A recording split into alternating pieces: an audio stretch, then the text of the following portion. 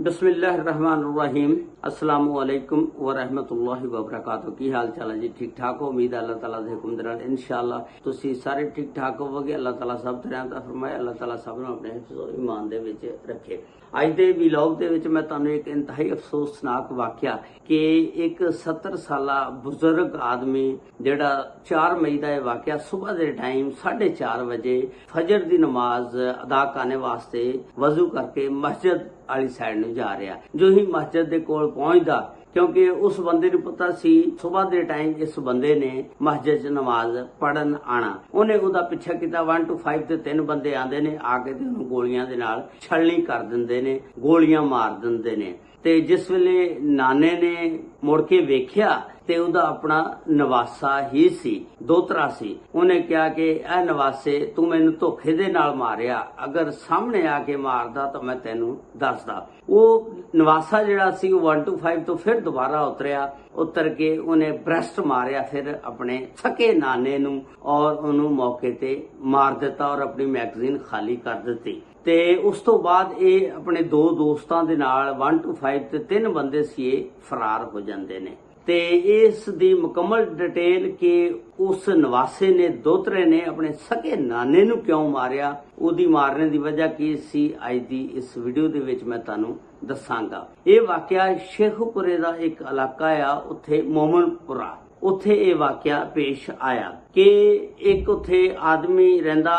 उस आदमी दी उम्र 70 साल हुंदी आ। नाम उहदा नवाबदीन हुंदा। नवाबदीन दी बीवी दा नाम आयशा हुंदा और इन्हां दे 8 बच्चे हुंदे ने, जिहदे विचों 4 बेटियां और 4 बेटे। इहने 8 बच्चियां दी शादी कर दित्ती और 8 बच्चे अपने अपने घर रहिंदे ने, खुश ने। नवाबदीन दी सब तो बड़ी बेटी जमीला सी। जमीला दी जदों शादी कीती एक अकरम नामी लड़के दे नाल, ते इहदे ससुराल वाले सौहरे इहदे नाल कोई अच्छा सलूक नहीं सी करदे। आए रोज लड़ाई झगड़े दंगा फसाद रहिंदा सी। वो फिर अपने अब्बे नवाबदीन नूं बुलांदी सी, वो जांदा सी, जाके सुलह वगैरह करवा आंदा सी। इस सिलसिला काफी देर चलदा रहा। नवाबदीन फिर तंग आ गया सी इन्हां गल्लां तों। नवाबदीन ने जमीला नूं कहा कि बेटा, मेरा 5 मरले दा मकान आ, खाली ओहदे च आ जा, मैं तैनूं रहائش वास्ते देना, तू उत्थे रहائش कर ला, ताकि ये जिहड़े हर रोज दे लड़ाई झगड़े दंगे फसाद हुंदे ने,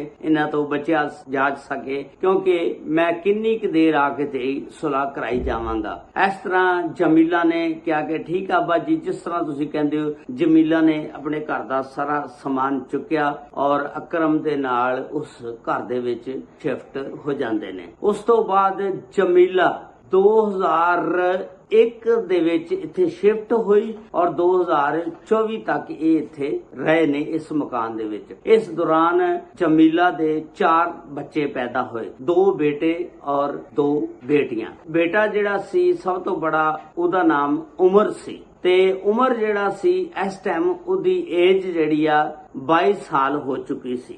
उस तो बाद जिहड़ी जमीला सी वो बीमार हो जांदी आ।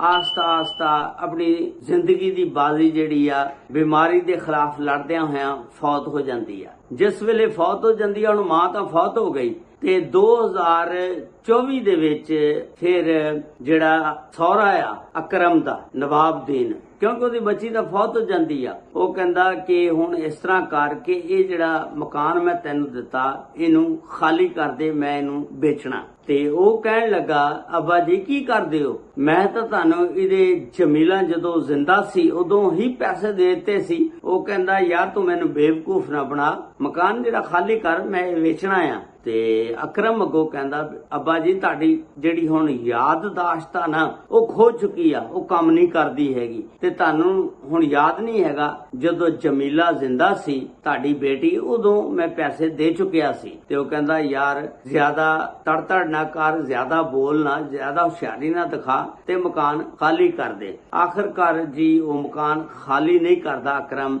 ਇਹ ਅਦਾਲਤ ਚਲਾ ਜਾਂਦਾ ਨਵਾਬਦੀਨ ਆਪਣੇ ਜਵਾਈ ਦੇ ਖਿਲਾਫ। ਜਿਸ ਵੇਲੇ ਅਦਾਲਤ ਜਾਂਦਾ ਉੱਥੇ 4 मार्च तक केस चलदा और इसने केस जिहड़ा 7 लाख रुपया खर्चा करके जित लिया। केस जिहड़ा नवाबदीन दे हक च हो जांदा। पुलिस आंदी आ आके ते मकान दा कब्जा इनू दवा दिंदी आ। 4 ਮਾਰਚ ਨੂੰ ਫਿਰ ਸਾਰੇ ਰਿਸ਼ਤੇਦਾਰ ਅਜ਼ੀਜ਼ੋ ਕਰਬ ਅਕਰਮ ਦੇ ਸਾਲੇ ਸਾਰੇ ਇਕੱਠੇ ਹੋ ਕੇ ਬਹਿੰਦੇ ਨੇ ਔਰ ਉਹਨੂੰ ਕਹਿੰਦੇ ਨੇ ਕਿ ਯਾਰ ਮਕਾਨ ਜਿਹੜਾ ਹੁਣ ਤੂੰ ਖਾਲੀ ਕਰ ਦੇ। ਇਹ ਅਕਰਮ ਅੱਗੋਂ ਕਹਿੰਦਾ ਕਿ ਮੈਨੂੰ 2 ਮਹੀਨੇ ਦਾ ਟਾਈਮ ਦੇ ਦਿਓ, 4 ਅਪ੍ਰੈਲ ਤੇ 4 ਮਈ ਨੂੰ ਮੈਂ ਤੁਹਾਨੂੰ ਮਕਾਨ ਜਿਹੜਾ ਇਹ ਖਾਲੀ ਕਰ ਦਾਂਗਾ। ਇਸੇ ਦੌਰਾਨ ਮੈਂ ਕਿਰਾਏ ਤੇ ਕੋਈ ਮਕਾਨ ਲੱਭ ਲੈਣਾ, ਫਿਰ ਇਹ ਮਕਾਨ ਤੁਹਾਨੂੰ ਖਾਲੀ ਕਰਕੇ ਦੇ ਦਿਆਂਗਾ। ਤੇ ਹੁਣ ਅਕਰਮ ਦਾ ਜਿਹੜਾ ਜਮੀਲਾ ਦਾ ਬੜਾ ਬੇਟਾ ਉਹਦਾ ਨਾਮ ਉਮਰ ਹੁੰਦਾ। ਉਮਰ ਦੀ ਜਿਹੜੀ ਉਮਰ ਆ ਉਹ 22 ਸਾਲ ਹੋ ਚੁੱਕੀ ਆ, ਉਮਰ ਵੀ ਜਵਾਨ ਹੋ ਚੁੱਕਿਆ। ਉਹ ਹੁਣ ਇਸ ਗੱਲ ਨੂੰ ਦਿਲ ਤੇ ਬੜੀ ਲਾਂਦਾ। ਉਹ ਕਹਿੰਦਾ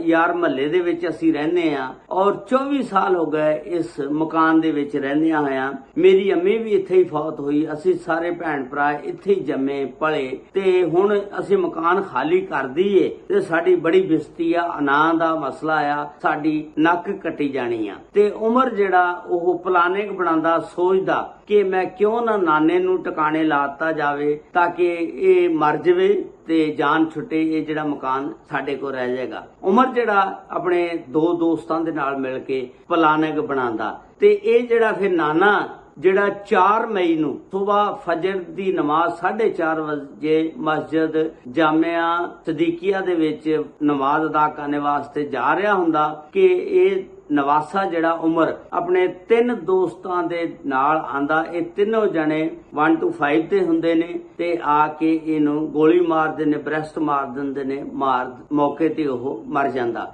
ਔਰ ਉੱਥੇ ਮੌਕੇ ਤੇ ਫਿਰ 112 ਨੂੰ ਕਾਲ ਕੀਤੀ ਜਾਂਦੀ ਆ, ਪੁਲਿਸ ਆਂਦੀ ਆ ਕੇ ਇਹਦੀ ਲਾਸ਼ ਨੂੰ ਚੁੱਕਦੀ ਆ, ਨਵਾਬਦੀਨ ਦੀ ਨੂੰ ਪੋਸਟਮਾਰਟਮ ਲਈ ਹਸਪਤਾਲ ਲੈ ਜਾਂਦੀ ਆ। ਉਸ ਤੋਂ ਬਾਅਦ ਪੁਲਿਸ ਇਹਨੂੰ ਲੱਗਦਾ ਸ਼ੇਖੂਪੁਰਾ ਸਦਰ ਗਜ਼ਨਫਰ ਅਜ਼ੀਜ਼ ਭੱਟੀ SHO ਸਾਹਿਬ ਹੁੰਦੇ ਨੇ, ਉਹ ਇਹਨਾਂ ਨੂੰ ਗ੍ਰਿਫਤਾਰ ਕਰ ਲੈਂਦੇ ਨੇ ਔਰ ਜਿਸ ਵੇਲੇ ਉਮਰ ਦਾ ਇੰਟਰਵਿਊ ਕਰਦੇ ਨੇ ਕਿ ਤੂੰ ਆਪਣੇ ਸਕੇ ਨਾਨੇ ਨੂੰ ਕਿਉਂ ਮਾਰਿਆ, ਉਹਨੇ ਦੱਸਿਆ ਇਹ ਸਾਰੀਆਂ ਗੱਲਾਂ ਕਿ ਅਸੀਂ ਇਸ ਮਕਾਨ ਦੇ ਵਿੱਚ ਰਹਿੰਦੇ ਸੀ, ਜੰਮੇ ਆ, ਪਲੇ ਆ, ਬੜੇ ਹੋਏ ਆ, ਜਵਾਨ ਹੋਏ ਆ, ਸਾਡੀ ਅੰਮੀ ਵੀ ਇੱਥੇ ਹੀ ਫੌਤ ਹੋਈ ਆ। ਅਸੀਂ ਨਹੀਂ ਚਾਹੁੰਦੇ ਸੀ ਕਿ ਇਹ ਮਕਾਨ ਸਾਡੇ ਕੋਲੋਂ ਨਾਨਾ ਖਾਲੀ ਕਰਾਵੇ ਤੇ ਸਾਡੀ ਨੱਕ ਘਟ ਆਉਂਦੀ ਸੀ ਤੇ ਮੈਂ ਸੋਚਿਆ ਕਿ ਨਾਨੇ ਨੂੰ ਕਿਉਂ ਨਾ ਮਾਰ ਦਿੱਤਾ ਜਾਵੇ, ਇਹਨੂੰ ਸਾਈਡ ਤੇ ਕਰ ਦਿੱਤਾ ਜਾਵੇ। ਜਿਸ ਵੇਲੇ ਨਾਨੇ ਨੂੰ ਮਾਰਤਾ ਕੰਮ ਮੁੱਕ ਜਾਣਾ, ਲੇਕਿਨ ਮੈਨੂੰ ਇਹ ਨਹੀਂ ਸੀ ਪਤਾ ਕਿ ਮੈਂ ਪੁਲਿਸ ਦੇ ਧੱਕੇ ਚੜ ਜਾਵਾਂਗਾ, ਪੁਲਿਸ ਮੈਨੂੰ ਫੜ ਲੈਗੀ ਔਰ ਮੇਰੇ ਤੇ ਫਿਰ ਕੇਸ ਚੱਲੇਗਾ। ਇਸ ਦੀ FIR ਫਿਰ ਥਾਣੇ ਸ਼ੇਖੂਪੁਰਾ ਸਦਰ ਦੇ ਵਿੱਚ ਦਰਜ ਕਰਾਈ ਗਈ 4 ਬੰਦਿਆਂ ਦੇ ਖਿਲਾਫ। ਇਸ ਕੇਸ ਦੇ ਮੁਦਈ ਜਿਹੜੇ ਨੇ ਉਹ ਬਣੇ ਮੁਹੰਮਦ ਰਫੀਕ, ਨਵਾਬਦੀਨ ਦੇ ਵੱਡੇ ਬੇਟੇ। ਇਸ ਕੇਸ ਦੇ ਵਿੱਚ ਜਿਹੜੀ FIR ਕੱਟੀ ਗਈ ਉਹ 4 ਮੁਲਜ਼ਮਾਂ ਦੇ ਖਿਲਾਫ ਕੱਟੀ ਗਈ 302 ਦੀ। ਇੱਕ ਉਮਰ ਅਕਰਮ ਦਾ ਬੇਟਾ ਔਰ ਅਕਰਮ ਦਾ ਭਰਾ ਅਸਗਰ ਔਰ ਇੱਕ ਨਾਮਲੂਮ ਅਫਰਾਦ ਦੇ ਖਿਲਾਫ। ਜਿਹੜਾ ਉਮਰ ਆ ਉਹ ਪੁਲਿਸ ਦੀ ਤਹਵੀਲ ਦੇ ਵਿੱਚ ਆ ਔਰ 2 ਬੰਦੇ ਜ਼ਮਾਨਤ ਤੇ ਨੇ। ਤੇ ਇਸ ਤਰ੍ਹਾਂ ਇਸ ਉਮਰ ਨਵਾਸੇ ਨੇ ਆਪਣੇ ਨਾਨਾ ਨੂੰ, ਜਿਹਦਾ ਨਾਮ ਨਵਾਬਦੀਨ ਸੀ, ਉਹਨੂੰ ਗੋਲੀਆਂ ਮਾਰ ਦਿੱਤੀਆਂ ਮਕਾਨ ਦੀ ਖਾਤਰ। ਹਾਲਾਂਕਿ ਉਸ ਬੰਦੇ ਨੇ ਮਕਾਨ ਵੀ ਦਿੱਤਾ, ਸਾਰੀ ਉਮਰ ਉੱਥੇ ਰਹੇ, ਜੰਮੇ ਪਲੇ। ਐਂਡ ਤੇ ਉਸ ਨਵਾਬਦੀਨ ਨੂੰ ਗੋਲੀਆਂ ਮਿਲੀਆਂ ਤੋਹਫੇ ਦੇ ਵਿੱਚ ਕਿ ਉਹ ਮਿਸਾਲ ਮਸ਼ਹੂਰ ਆ ਕਿ नेकी कर दरिया में डाल, जिस पर एहसान करो उसके शर से डरो। अल्लाह ताला सब ते रहमत फरमाए। अल्लाह ताला सब नूं अपने हिफ्ज़ो ईमान च रखे। अस्सलामु अलैकुम व रहमतुल्लाहि व बरकातुहू।